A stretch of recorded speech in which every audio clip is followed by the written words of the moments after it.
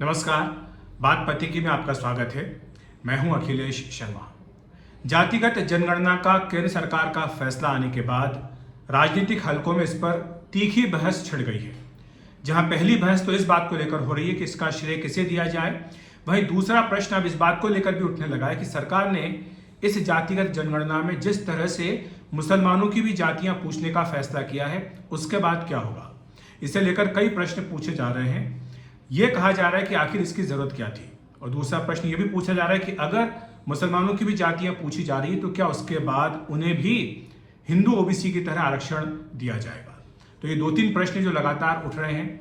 आपको बता दूं कि जातिगत जनगणना में जब से ये बात आई है तब से 3-4 मोटी बातें सामने आई हैं। पहली बात तो ये है कि अगर ओबीसी की संख्या, जैसा कि बिहार के कास्ट सर्वे में आया कि 60% से भी अधिक, या तेलंगाना में आया कि 70% से भी अधिक है, तो वैसे में पहला सवाल तो ये उठाया जा रहा है कि क्या 50% की जो आरक्षण की सीमा है उसको अब नहीं लांघ दिया जाना चाहिए। तो क्या इसके लिए जनगणना के आंकड़े आने के बाद ये मांग जोर नहीं पकड़ेगी। दूसरा जो प्रश्न उठाया जा रहा है वो ये है कि जो 27% आरक्षण दिया जाता है शैक्षणिक संस्थाओं में, उसमें क्या बढ़ोतरी नहीं होनी चाहिए। नौकरियों में जो आरक्षण दिया जाता है क्या उसमें बढ़ोतरी नहीं होनी चाहिए। क्या उन्हें उन्हीं की आबादी के हिसाब से, संख्या के हिसाब से आरक्षण नहीं दिया जाना चाहिए। ये दूसरा बड़ा प्रश्न है, और जाहिर सी बात है इसका उत्तर भी तभी मिलेगा जब जनगणना के आंकड़े सामने आएंगे। और अब तीसरा बड़ा प्रश्न ये उठ रहा है कि जो मुस्लिम से अपनी जाति बताने के लिए कहा जा रहा है उसका आखिर क्या होगा। दरअसल अभी तक होता ही आया है, 1931 के बाद से जितनी जनगणनाएं हुई हैं उसमें जनगणना के फॉर्म में धर्म पूछा जाता था। इसी तरह से अनुसूचित जाति और जनजातियों के जो लोग होते थे उन्हें अपनी जाति बताई होती थी, लेकिन इनके अलावा बाकी किसी को जाति नहीं पूछी जाती थी। अब चूंकि सरकार ने फैसला किया है कि इस बार जातिगत जनगणना भी होगी जनगणना के साथ साथ, लिहाजा धर्म के कॉलम के बाद जाति का कॉलम भी होगा, और ये सभी के ऊपर लागू होगा, वो चाहे किसी भी धर्म का हो। तो इसलिए जो मुस्लिम हैं उनके भीतर भी जो पिछड़े माने जाते हैं आर्थिक, सामाजिक, शैक्षणिक तौर पर, जिनको कि पसमानदा भी कहा जाता है, उनको भी अपनी जाति अब बतानी होगी। आपको बताने की बड़ी संख्या है ऐसे लोगों की जो मुस्लिम समुदाय में पिछड़े माने जाते हैं। करीब 80 से 85% की संख्या ऐसे लोगों की बताई जाती है, और कहा जाता है कि खासतौर से उत्तर भारत के कई राज्यों में यह संख्या बहुत बड़ी है, जहां पर कि ये बाकी जो मुस्लिम हैं उनसे पीछे हैं हर लिहाज से। तो ऐसे में इनको भी नुमाइंदगी मिलनी चाहिए, ये बात कही जाती है। आपको बता दें कि सबसे ज़्यादा संख्या पसमानदा की उत्तर प्रदेश में मानी जाती है, और हर विधानसभा सीट पर उनकी उपस्थिति अच्छी खासी संख्या में है। 44 जातियां हैं जिनकी पहचान की गई है मुसलमानों में, जो कि पसमानदा मानी जाती है, जैसे कि रायनी है, इदरिसी, नाई, मिरासी, मुकेरी, बारी, घोसी, ये सब शामिल हैं जो कि पसमानदा माने जाते हैं। तो जब ये अपनी जातियां बताएंगे तो जाहिर सी बात है कि इनकी नुमाइंदगी को लेकर के भी सवाल उठने लगेंगे। पूछा जाएगा कि आखिर मुसलमानों में इनको वो जगह क्यों नहीं मिल पा रही है जिसके वो हकदार हैं। अगर हिंदुओं में ओबीसी अपने हक की लड़ाई लड़ सकते हैं तो मुसलमानों के ओबीसी या मुसलमानों के जो पिछड़े हैं वो अपनी लड़ाई क्यों नहीं लड़ सकते। ये प्रश्न भी पूछा जाएगा इस जनगणना के आंकड़े आने के बाद। लेकिन इससे जुड़ा एक दूसरा सवाल भी है कि क्या वो आरक्षण की मांग नहीं करेंगे। क्या वो ये नहीं कहेंगे जिस तरह से ओबीसी को आरक्षण मिला हुआ है ठीक वैसे उनको भी आरक्षण दिया जाए। इस बारे में बहस जो है काफ़ी तीखी है और काफ़ी लंबे समय से चलती आ रही है। ऐसा नहीं है कि मुसलमानों को आरक्षण नहीं मिला हुआ है, उन्हें आर्थिक, सामाजिक और शैक्षणिक पिछड़ेपन के कारण कुछ राज्यों में ओबीसी मानकर आरक्षण दिया गया है। चाहे केरल हो, चाहे तमिलनाडु हो, ऐसे राज्यों में इन्हें आरक्षण दिया जाता है।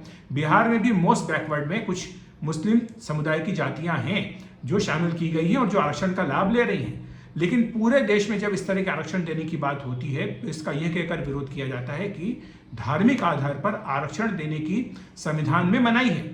लिहाजा आपने देखा होगा कि जब कर्नाटक में बीजेपी की सरकार थी तो उसने जाते जाते जो 4% आरक्षण मुसलमानों को देने का फैसला था उसको रद्द कर दिया था।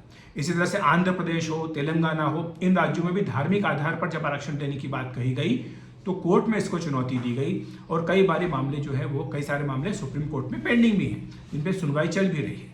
लेकिन तमिलनाडु, केरल, इन राज्यों में जो कुछ मुसलमानों का हिस्सा ऐसा है जिनको पिछड़ा मानते हुए आरक्षण का लाभ दिया गया है। इसीलिए प्रश्न यही उठता है कि जब जाति जनगणना होगी और जब धार्मिक आधार पर जनगणना होगी और जब उसके बाद उनकी जातियां उसके हिसाब से पूछी जाएंगी तो क्या वो आरक्षण की मांग नहीं करेंगे। इसके पीछे अब थोड़ी सी सियासत भी है, उसको भी समझ लेना बहुत ज़रूरी है। कि देखिए, पहली बात तो ये है कि जब जाति जनगणना की बात होती थी तो उसके विरोध में यह तर्क दिया जाता था कि वो पार्टियां, वो क्षेत्रीय दल जो कि जातियों के आधार पर अपनी राजनीति करते हैं, वो हिंदू समाज को बांटकर, जो हिंदू समाज की या हिंदुत्व के नाम पर जो एकता बनी है उसको तोड़कर अपनी अपनी जातियों को अपने साथ लेना चाहते हैं, ताकि उनका जो वोट बैंक है वो कायम रहे। और इसीलिए मंडल और कमंडल, ये दोनों धाराएं खासतौर से उत्तर भारत में चलती आई हैं, जहां कमंडल के नाम पर हिंदुत्व चला और हिंदुत्व के नाम पर सारे हिंदू समाज को एकजुट करने की बात हुई। वहीं मंडल के नाम पर आपने देखा होगा कि जो ओबीसी जातियां थी उनको कई क्षेत्रीय दलों ने अपने पाले में लाने की कोशिश की और उसमें वो सफल भी रहे। तो ऐसे में एक तरफ हिंदू समाज की एकता और दूसरी तरफ जातियों की बात। तो यही होता था कि जब जातियों की बात होती थी या जाति जनगणना की बात होती थी तो इसका यह कह करके विरोध किया जाता था कि इससे हिंदू समाज बढ़ जाएगा। अब यही तर्क मुस्लिम समाज के लिए भी दिया जा रहा है कि अगर आप हिंदू समाज को बांटने की कोशिश कर रहे हैं, ओबीसी की पहचान करके, ओबीसी की जातियों को गिनकर, तो जाहिर सी बात है कि आप हिंदुओं के, मुसलमानों के बीच में भी पहचान कीजिए। आप बताइए कि मुसलमानों में किसको कितना फायदा मिला है अभी तक और कौन लोग हैं जो पीछे रह गए हैं। और ऐसा नहीं है कि मुसलमानों का जो पिछड़ापन है उसके बारे में चर्चा ना हुई हो, चाहे मंडल कमीशन हो, चाहे उसके बाद बनी गई राजेंद्र सच्चर कमेटी हो या रंगनाथ मिश्रा आयोग हो, इन सब में इस बात का जिक्र किया गया था कि जो मुसलमानों की स्थिति है पिछले 75 वर्षों में वो काफ़ी खराब है। बल्कि कुछ रिपोर्ट्स में तो यहाँ तक कहा गया कि इनकी स्थिति जो अनुसूचित जाति के लोग हैं उनसे भी बदतर है और ऐसे में उनको भी वही फायदा मिलना चाहिए। लेकिन ऐसे में ये विरोध किया गया कि इससे जो एससी समाज का अधिकार है वो छीन जाएगा और इसलिए इनको उस समाज के अधिकार में हिस्सा नहीं दिया जा सकता है, तो इसलिए इनका विरोध किया गया। लेकिन अब यही बात ओबीसी को लेकर के कही जा रही है, क्योंकि अगर आप ओबीसी के नाम पर आरक्षण देने की बात करेंगे तो फिर ये प्रश्न भी उठेगा कि क्या जो ओबीसी हैं, अदर बैकवर्ड कास्ट, उनके अधिकार को छीनकर क्या मुस्लिम ओबीसी को भी दे दिया जाएगा? ये भी एक प्रश्न उठेगा। और दूसरी बात यहाँ पर यह भी आएगी कि जिस तरह से वोट तैयार होता है कि कुछ क्षेत्रीय दलों के पास अपने अपने वोट बैंक तैयार हो गए हैं ओबीसी के नाम पर, क्या वैसे ही पसमानदा का भी वोट बैंक तैयार करने की कोशिश की जा रही है? क्योंकि जब आपने राजनीतिक विश्लेषण में देखा होगा तो बात होती है कि हिंदुओं समाज के किस जाति ने किसको वोट दिया या किस कॉन्स्टिट्यूंसी में हिंदू समाज के किस जाति के कितने लोग हैं, लेकिन मुसलमानों की एक यूनिट के तौर पर बात की जाती है कि इस सीट पर इतने प्रतिशत मुस्लिम हैं, उस सीट पर उतने प्रतिशत मुस्लिम हैं। लेकिन जब आप जातियों के आधार पर गिनना शुरू करेंगे और जब आप ये पाएंगे कि यहाँ पर इस जाति के इतने लोग हैं, इस जाति के इतने लोग हैं, तो क्या फिर आप उसी हिसाब से अपनी चुनाव की रणनीति तय करेंगे और क्या उसका असर भी चुनाव परिणाम पर पड़ सकता है? ये भी एक बड़ा प्रश्न है जो इस जाति जनगणना के बाद उठेगा, क्योंकि ये जाति जनगणना बहुत कॉम्प्लेक्स होने जा रही है। हर बार की तरह जो होती है वैसी नहीं होगी।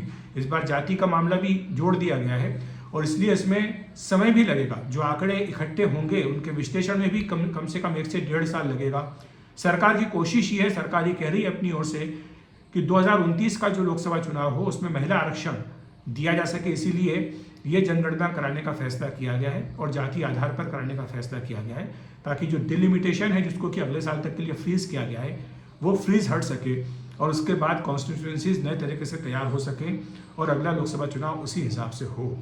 तो ऐसे में ज़रूरी है कि जनगणना का काम जितना जल्दी हो सके पूरा करा लिया जाए। माना जा रहा है कि 2026 तक यानी अगले साल तक ये जनगणना का काम पूरा हो जाएगा और उसके बाद डिलिमिटेशन का काम शुरू होगा। डिलिमिटेशन के बाद जब नए सिरे से कॉन्स्टिट्यूएंसीज बनेगी तो उसके बाद फिर नए हिसाब से समीकरण बनेंगे और उसके हिसाब से पार्टियां अपनी रणनीति तय करेंगी। तो इसलिए ये जो मुद्दा है आरक्षण का और जाति जनगणना का, ये आपस में इस तरह से जुड़ा हुआ है कि जब तक दोनों को एड्रेस नहीं किया जाएगा ये इशू बहुत ही कॉम्प्लेक्स रहने वाला है। तो बात पत्रिका में इतना ही। नमस्कार।